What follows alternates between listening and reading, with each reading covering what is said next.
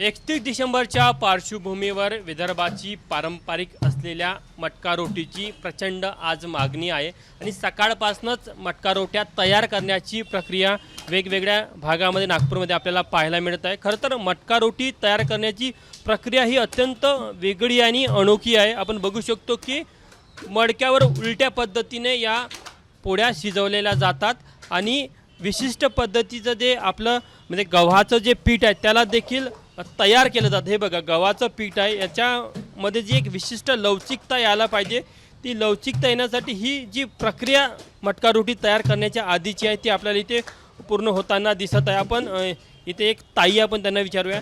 ताई, साधारण कशा प्रकारची ही जी प्रक्रिया आहे तुम्ही जे करताय ते सांगा की कशा प्रकारे करता तुम्ही? म्हणजे हे काय करताय आता?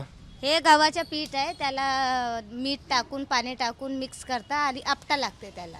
किती वेळ हे तुम्ही असं प्रकार? हे नाही आहे की किती वेळ आपटा लागते, जोपर्यंत कणिक होत नाही तोपर्यंत आपटा लागते। तरी पण साधारण एक वेळ लागत असेल ना?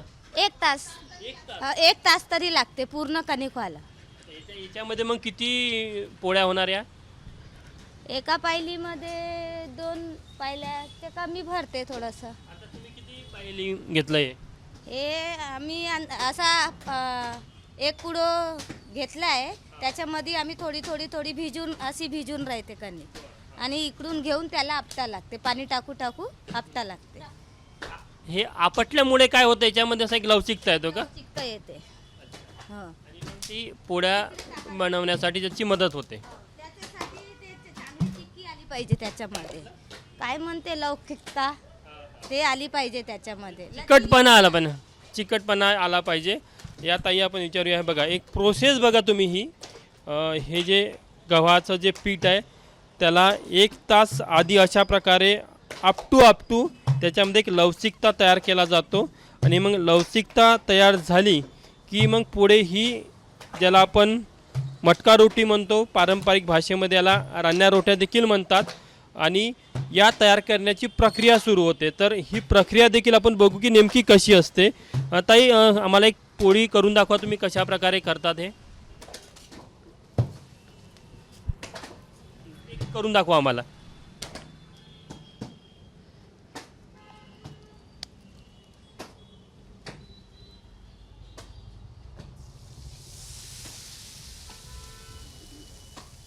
ही झाली पोळी।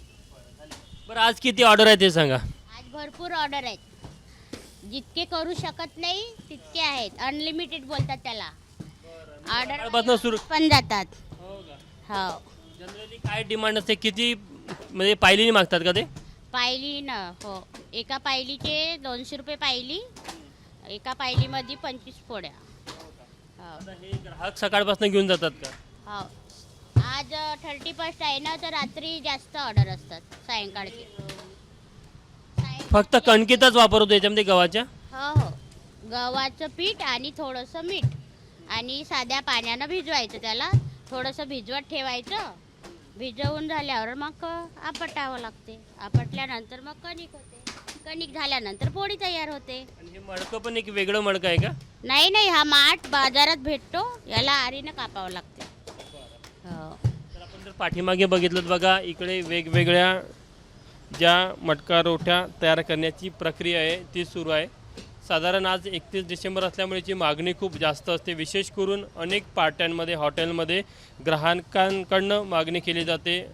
जे नॉनव्हेज खातात किंवा व्हेज खातात त्यांच्याकडनं देखील मोठ्या प्रमाणामध्ये या मटका रोट्यांची डिमांड असते। तर एक पाहायला मिळतो की एक हा गृहउद्योग देखील आहे, त्यासोबतच एक पारंपरिक संस्कृती देखील आहे, सोबतच एक वेगळी खानावळ म्हणावं लागेल की एक खाद्य संस्कृती देखील आपल्याला याची पाहायला मिळते। त्यामुळे निश्चितच आज 31 डिसेंबर आहे आणि 31 डिसेंबरच्या पार्श्वभूमीवर नागपूरमध्ये ज्या पारंपरिक मटका रोट्या आहेत त्याची मोठ्या प्रमाणात मागणी दिसत आहे। कॅमेरामॅन व्यंकटेश नायडूसह तुषार कोहळे, ABP माझा, नागपूर। ABP माझा, उघडा डोळे बघा नीट।